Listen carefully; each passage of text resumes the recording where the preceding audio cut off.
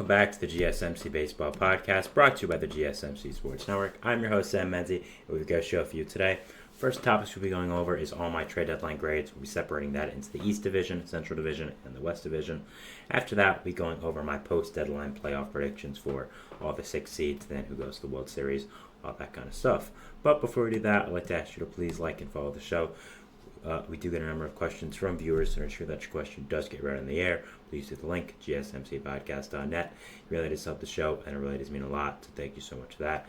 And let's get back into the show for today. All right, so as I said, our first topics are going to be about my trade deadline grades. We separate that into 3 segments, and the first one we'll be doing is the East Division. So we'll be going over that, and we're going to start off with the AL East, and let's get into it. So, starting off with the New York Yankees here, I have the Yankees as a B- grade for the trade deadline.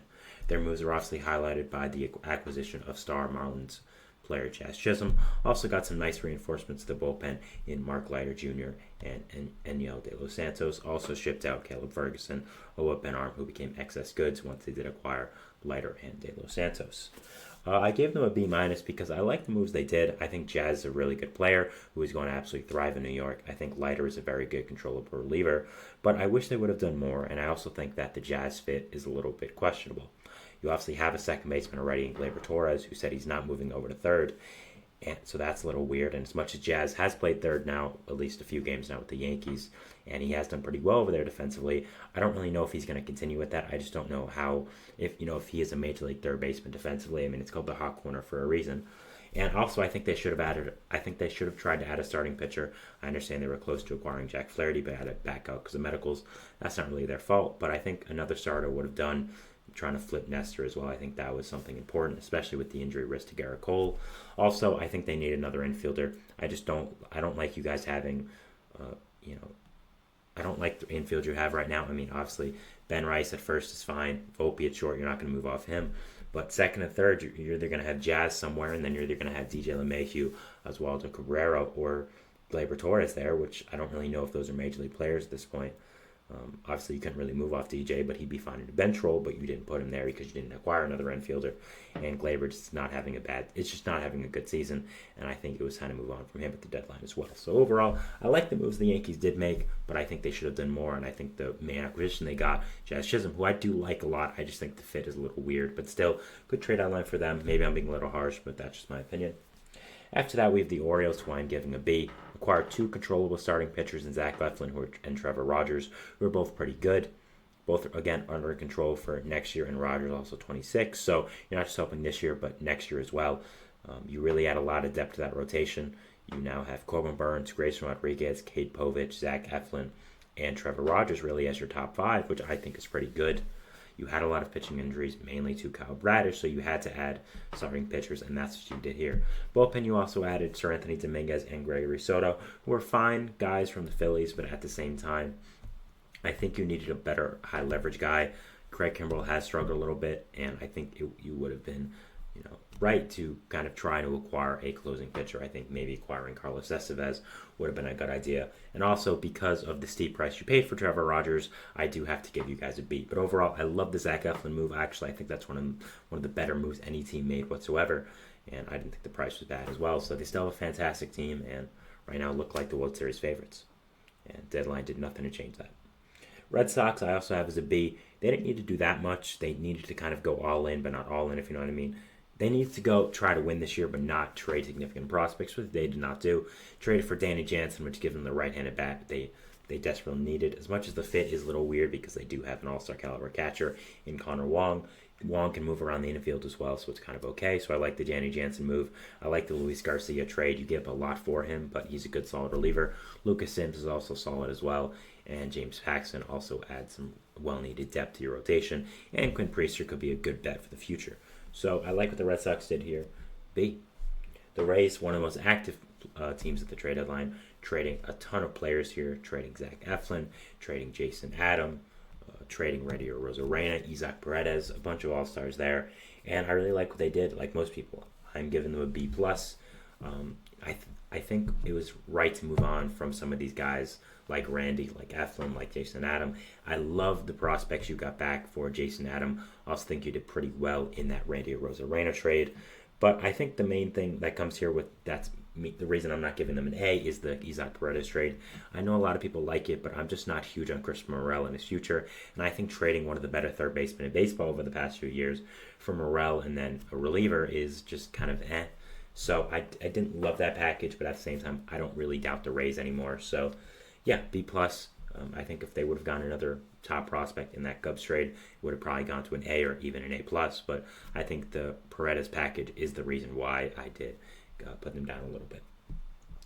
Finally, finishing off the AL East here, we have the Toronto Blue Jays, one of the more active sellers as well on this. I'm giving them a B. I love the packages they got back. I like what they got back for Yimi Garcia. Jonathan Clase is a really good get. Joey Loperfido and Jake Bloss and Will Wagner is a fantastic, incredible just fleece of the Astros there. I understand pitching prices were high, but wow, that's an incredible package there. So I really like what the trades they did. Just to me, I don't understand the thought process of not shopping Chris Bassett or Kevin Gausman. I mean, you saw what you got back for Kikuchi. Imagine a better Kikuchi who also has a year of control left in Chris Bassett. Bassett's not getting any younger. He's not really a big part of your future. To me, it just makes zero to no sense at all to not even shop Chris Bassett. I understand you want to be competitive this year, but he has 1 year left. He's getting older, and you saw how insane the pitching prices were. I mean, you're getting back maybe your first baseman for the next 10 years in Joey Loperfido, a really good starting pitcher in Jake Bloss, and a really nice third baseman in Will Wagner. So it doesn't make a lot of sense to me to not even shop Chris Bassett as well as Kevin Gausman. So that's why I'm not giving them a higher grade than a B, but I like the moves they did. I just think they should have sold a little bit more. The Mets, I'm giving them a B+. The Mets didn't need to go all in. I think we're kind of in the same place as the Red Sox, a team that is fighting for a wild card spot and are exceeding expectations this year. I would say the Mets are better than the Red Sox, though. I thought the Huascar Brazoban trade was one of the better trades of the entire deadline. A controllable reliever who's as good as he is, giving up a pretty no-name prospect, I thought was fantastic. I like the Paul Blackburn get. I like the Jesse Winker get. I like what you added to the bullpen as well in Phil Maton and Ryan Stanek. So I really like what the Mets did. They added some good pieces, didn't give up anyone significant, but are also still trying to go with the all-in mentality. But at the same time, I would have liked him to add a bigger starting pitcher, but they just were never going to do that with where the prospect prices were, which is why I give them a B+ and not a higher grade. Next, we have the Atlanta Braves, who I am giving the first non-B grade of this entire East portion. I'm giving them a C-. I'm not a fan of what the Braves did at the deadline. I think Soler is a really good hitter and is a great player, but I think the fit is very awkward. You already have a great DH with Marcell Ozuna. I'm just not sure how much I want Jorge Soler to be playing defense every single day. You're never going to have Ozuna play defense, so Soler is not playing left or right field for you every single day. You didn't add a starting pitcher, which I think you desperately needed to, with Chris Sale and Randall Lopez going very high up in the innings margin. I think both are kind of taking time bombs to their arms. You've already seen an injury with Max Fried, so I really think you need to add a starting pitcher. I think the Soler fit is a little bit weird, so that's why I do give them a C- here.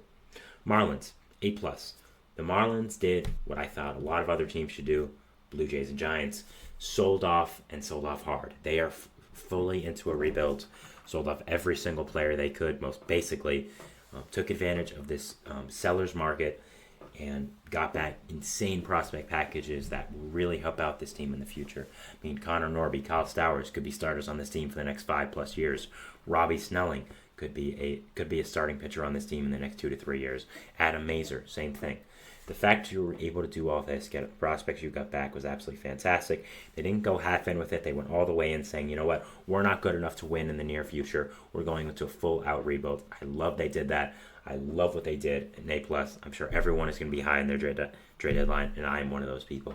A+ grade for Miami. Fantastic job by Peter Bendix. He has a clear vision, and he stuck to it at this deadline. Phillies, I have a C+. I like the moves they made. Carlos Estevez is a very good closer who would really help out their bullpen, of course. I didn't think the price was really high, though, giving up the prospects that you did. I think borderline top 100 guys. And then only adding Austin Hayes to your outfield seems like a loss. There were a lot of good outfield bats in the market available, and I don't really think Austin Hayes was the best possible person to add here. I think he was a little bit of a cop-out to kind of get him. I think you should have gone someone better. But is what it is. Still, I like the moves they made. I just think you could have upgraded on Hayes. I think the prospect package for Estevez was a little high and could have done a little bit more as well. So I do give the Phillies a C+ here. Nationals, I have as a B. Nationals sold off some people, including Lane Thomas. Got some really nice packages back and prospect-wise, and I like what they did. I don't know if I would have sold off Lane. Actually, no, I would have sold off Lane Thomas. I'm changing my mind on the spot here, but yeah, I like the prospect packages they got back for Dylan Floro, for Jesse Winker, for Lane Thomas, guys that could really help out in the near future for this Nationals team. Have a very good future, and I don't think they'll be selling after this year anytime soon. I have a really, really dangerous core, and as a Mets fan, I am very nervous about that. So do give them a B here.